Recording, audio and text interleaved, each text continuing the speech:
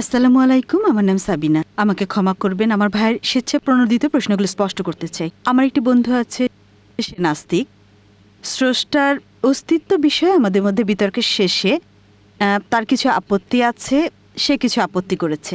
আমি যখন তাকে প্রশ্ন করলাম কোরআনের ব্যাপারে, বিশ্বের অস্তিত্বের ব্যাপারে এবং এটা প্রতিষ্ঠিত সত্য বিষয়ে কোরআন যা বলেছে, সে আপত্তি করে বলল যে এ জ্ঞান শুধু কোরআনে অন্তর্ভুক্ত ছিল না, কোরআন লিখিত হওয়ার আগে কিছু গ্রন্থ ছিল যেখানে বিশ্ব সম্পর্কে বিস্তারিত তথ্য ছিল, আর এটা শুধু কোরআনেই ছিল না। আমি এ ব্যাপারে কি বলবো? সে কি মিথ্যা বলছে? তার ধারণা কি মিথ্যে? ধর্মগ্রন্থগুলো কি আছে? আমার নিজের মধ্যে সন্দেহ আছে। আপনি জানেন কোরআন লিখিত হওয়ার আগে কি এই জ্ঞান বর্তমান ছিল? আর দুঃখিত, আরেকটি আপত্তি সে করেছে। আমি তাকে কিছু উদাহরণ দিয়েছি। সৃষ্টিজগতে যা কিছু আছে সেটা জানে, সৃষ্টিকর্তা এ সম্পর্কে জানেন। আমি বলেছি এভাবে, যদি কোনো সৃষ্টিকর্তা না থাকতো তাহলে আমরা কিভাবে অস্তিত্বশীল হলাম?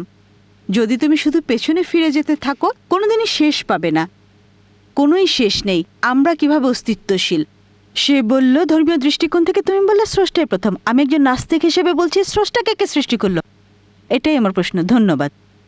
বন্ধুটো প্রশ্ন করলেন যা খুবই সাধারণ। প্রথমটা হচ্ছে কোরআনে যা উল্লেখিত হয়েছে তা আগে থেকে বর্তমান ছিল, তাহলে নতুন কি এটার উল্লেখ আছে অন্য গ্রন্থে, ধর্মগ্রন্থে ইত্যাদি? এটাই ছিল প্রথম প্রশ্ন। দ্বিতীয়টা, স্রষ্টাকে সৃষ্টি করলো কে? প্রথম প্রশ্নের বিষয় হচ্ছে, আমি স্বীকার করি যে কিছু নির্দিষ্ট বিষয় কোরআনের আগেই বর্তমান ছিল, কিন্তু সেগুলোকে প্রতিষ্ঠিত সত্য বলা হতো না। প্রতিষ্ঠিত সত্য বলা হতো না।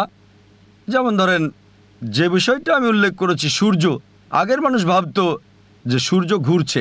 কিছু নির্দিষ্ট বিষয় ছিল যা গ্রিকের ইতিহাস বা দার্শনিক ইতিহাসে বর্তমান ছিল, কিন্তু উদাহরণস্বরূপ পৃথিবীর ভূগোলকীয় আকারের কথা কোরআন যখন বলে, এইসব গ্রিকরা বিশ্বাস করতো যে পৃথিবী ভূগোলকীয়, কিন্তু তাদের কথাই কেউ বিশ্বাস করতো না।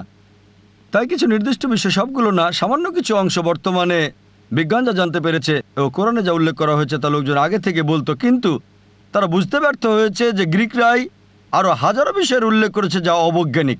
এমনকি এই গ্রিকরাই উল্লেখ করেছে যে পৃথিবী বিশ্বের কেন্দ্রে অবস্থিত, যা সম্পূর্ণ ভুল। তাই ভাবেন, যদি কয়েকশো বিষয় উল্লেখ করা হয়, অন্যদিকে মোহাম্মদ সাল্লাল্লাহু আলাইহি ওয়াসাল্লাম যদি একটা বিষয় বলেন যা সঠিক, সেটাও সম্ভব না।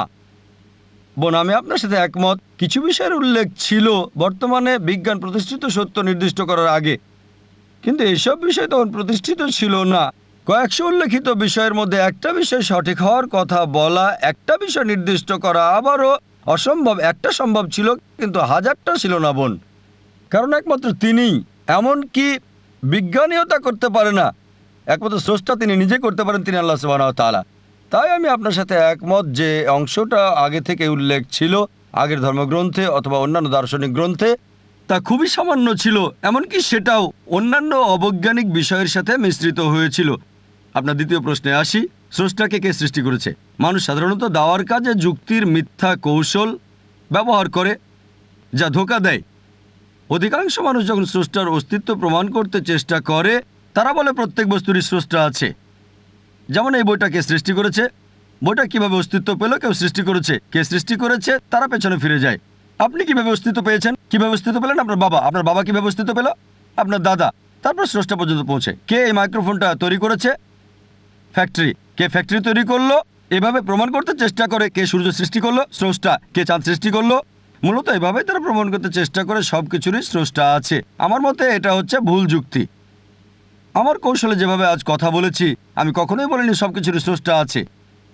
এটা হচ্ছে নাস্তিক যে আমাকে বলল একটা বস্তুর গঠন সম্পর্কে যে প্রথমে বলতে পারে সেই স্রষ্টা।